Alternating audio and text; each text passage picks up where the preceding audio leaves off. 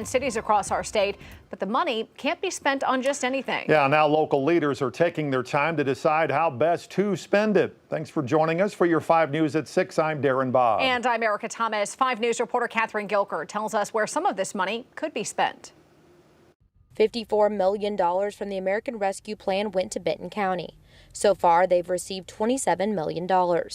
Judge Barry Mooring says the American Rescue Plan Committee of the Quorum Court is carefully deciding how to spend the funds. He says last night they approved giving county employees who worked on the front lines during the pandemic premium pay. We did provide some additional funding for our purely volunteer fire departments who actually serve to a great degree as the county's fire department.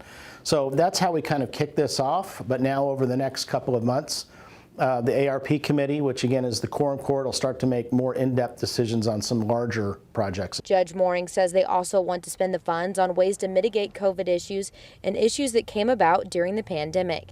He says they are reaching out to the community to help decide where these funds should be spent. If you've either been affected by COVID or you think you can do something to mitigate COVID going forward, submit a proposal. And we've received about a dozen submissions so far. We're taking those proposals through the end of October for this round. And then the ARP committee will consider those proposals before the end of the year. The Benton County ARP committee voted last night to give the NWA Council $113,000 for an ad campaign focused on getting more people vaccinated. The full Quorum Court still has to approve the funds next week. The NWA Council is asking for funds from both counties and the 4 major cities in Benton and Washington counties to contribute for the $1.2 million campaign.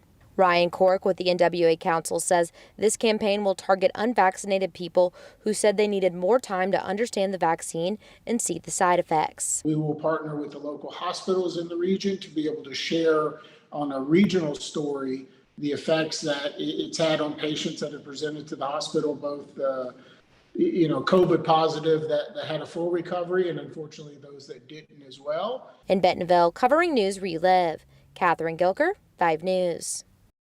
In Sebastian County, Judge David Hudson says that they will receive a total of $24 million from the American Rescue Plan. They have not spent any of the $12 million they've gotten so far. They're waiting on guidance from the federal government to make sure they are spending it properly.